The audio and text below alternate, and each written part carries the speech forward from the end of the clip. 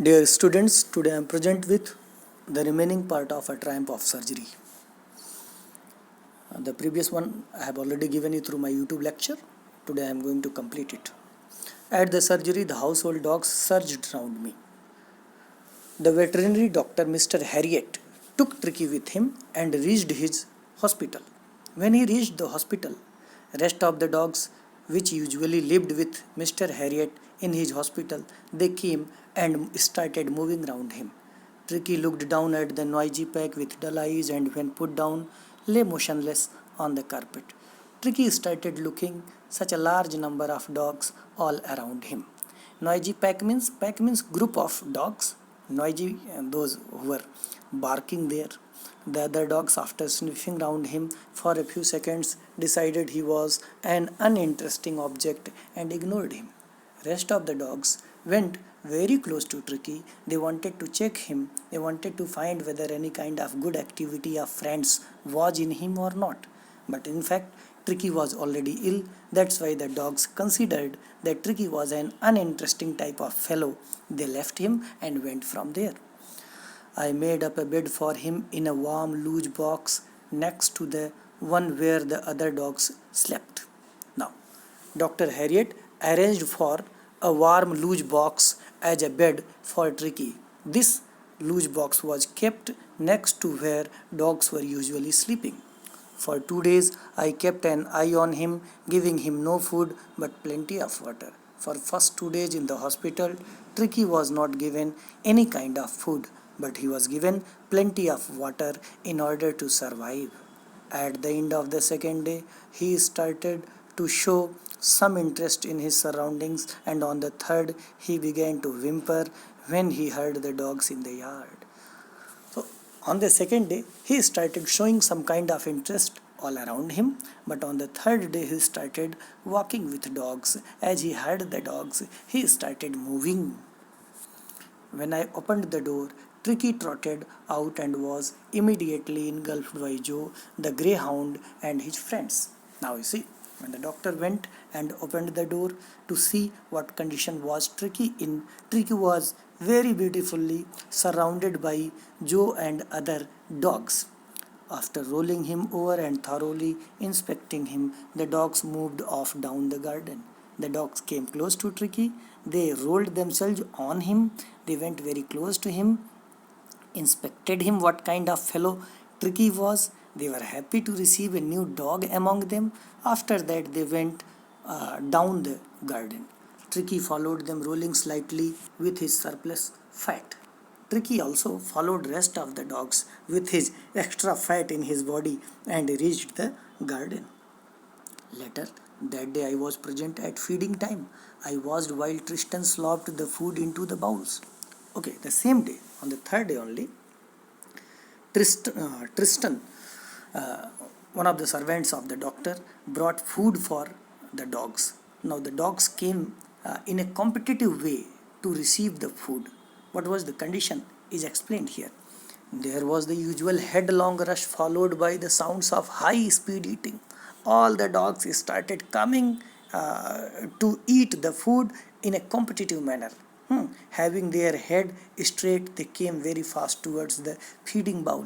Every dog knew that if he fell behind the others, he was liable to have some competition for the last part of his meal. Dogs knew it very well that they should not be far from the race of eating first. They had to visit the feeding bowl first so that they did not stand in the last line. When they had finished, Tricky took a walk round the shining bowls, looking casually inside one or two of them. Tricky was already not eating anything because of some kind of problem due to overfeeding, but after rest of the dogs had eaten their food from the feeding bowl, Tricky also went there and started licking the bowl. Next day, an extra bowl was put out for him, and I was pleased to see him jostling his way towards it. Next day, an extra bowl of food was kept for Tricky especially, and the doctor was very much happy to see that Tricky was trying to eat it. From then on, his progress was rapid. He had no medical treatment. of any kind, but all day he ran about with the dogs, joining in their friendly scrimmages. From then on means from that very day, Tricky's recovery was a continuous process, very fast process. He had no medicinal treatment. Any kind of medicine was not given to him. But he ran about with the dogs.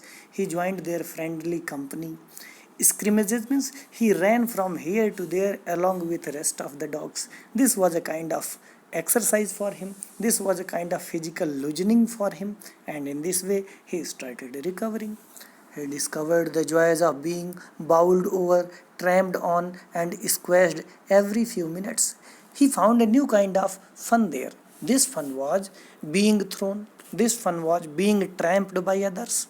This fun was being squeezed by other dogs. You see, when there is a herd of dogs, pack of dogs, they are fighting with one another in a very funny manner.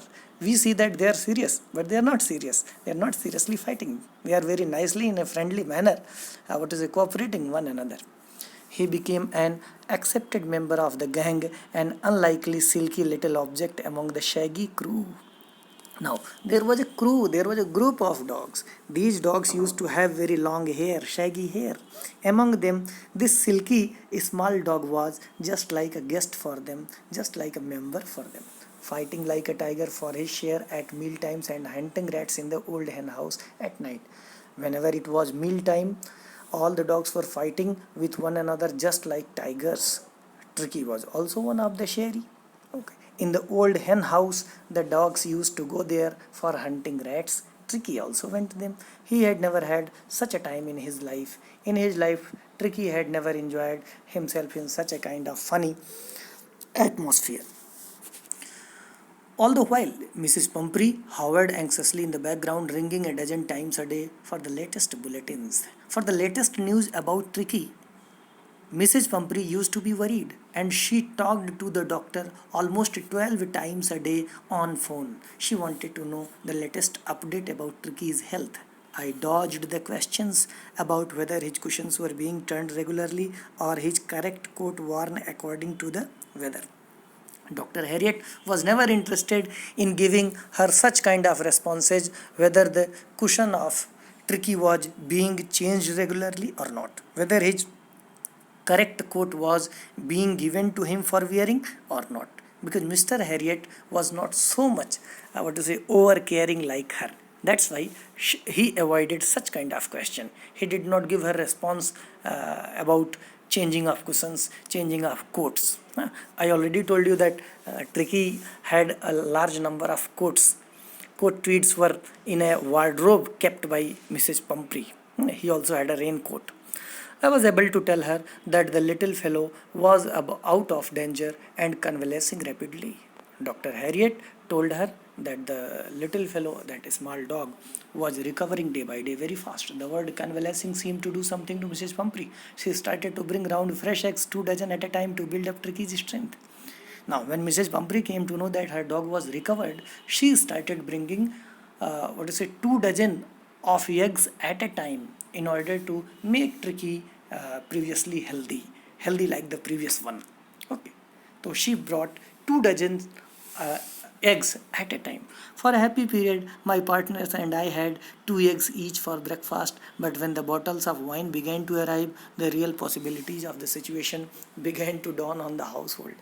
Now you see, 2 dozen eggs she provided for her dog, but Dr. Harriet and his partners ate all the eggs. They did not give it to Tricky because Tricky was already suffering from overfeeding. Another thing, she also started bringing wine for them. It was very good news for them. They were very much happy. It was to enrich Tricky's blood. Lunch became a ceremonial occasion with 2 glasses of wine before and several during the meal. Now you see, she had also delivered some bottles of wine so that Tricky could drink wine. But what happened? Again, Dr. Harriet and his partners drank the wine. In the morning, they drank wine. In the whenever it was dinner time, when it was afternoon meal time, They used to drink wine themselves. They did not provide this money to Tricky. We could hardly believe it when the brandy came to put a final edge on Tricky's constitution. And finally, Mrs. Pumphrey also delivered brandy, which is one of the costliest wine. This brandy also Dr. Harriet and his partners drank themselves. They did not provide it to Tricky again. For a few nights, the fine spirit was rolled around, inhaled, and reverently drunk. There were days of deep content, starting well with the extra egg in the morning, improved and sustained by the midday wine, and finishing luxuriously round the fire with the brandy. These were the best days for Dr. Harriet and his partners because they ate egg in the morning, they drank uh, wine in the midday, and they also drank brandy round the fire in the evening. So these were very nice days for them. It was a temptation to keep Tricky on as a permanent guest, but I knew Mrs. Pumphrey was suffering, and after a fortnight felt compelled to phone and tell her that the little dog had recovered and was awaiting collection. Mr. Harriet, in a very funny manner, he tells us here, it was in favor of him. It was better for him and his partners to keep Tricky as a guest in the hospital, because as long as Tricky would live with them, Mrs. Pumphrey would deliver 2 dozen eggs, brandy, and some bottles of wine. But after all, doctor was a professional doctor. He knew it very well that Mrs. Pumphrey would be suffering because of the absence of Tricky. That's why he called her after some 15 days and allowed her to receive her dog, because the dog was basically recovered.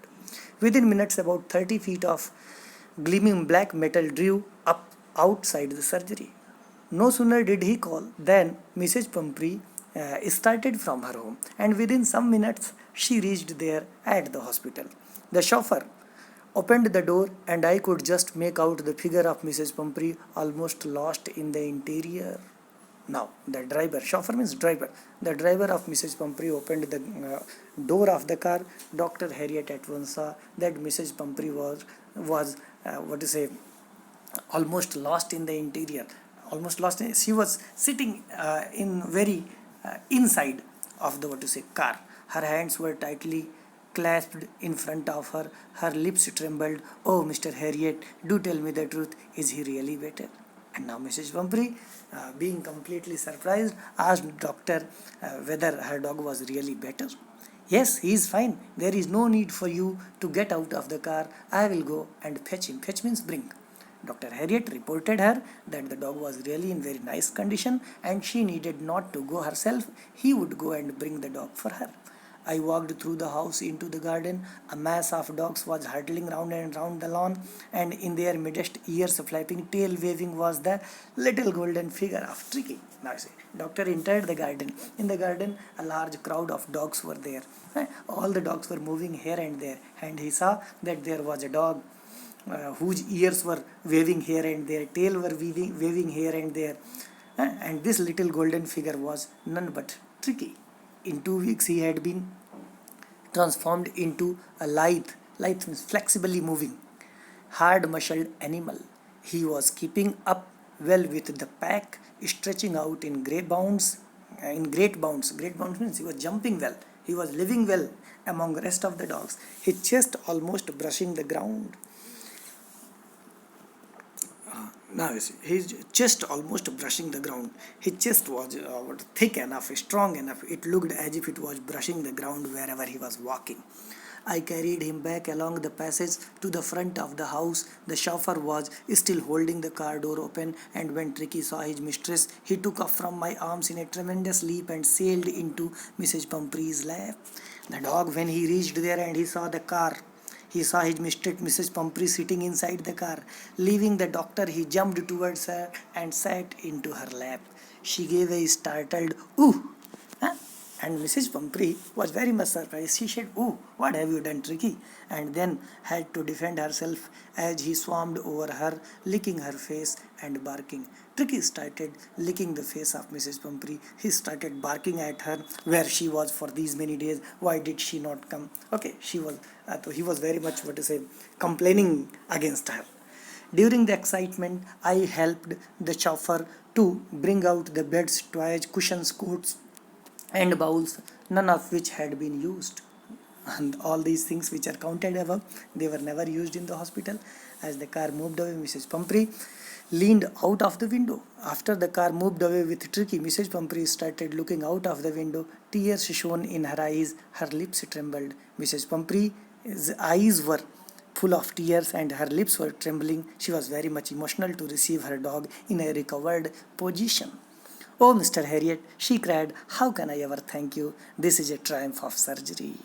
Now you see, Mrs. Pumphrey thanked Dr. James Harriet very much, saying that it was a victory of surgery, it was a winning of surgery, and he had done a great task in his life. It was a great winning by him.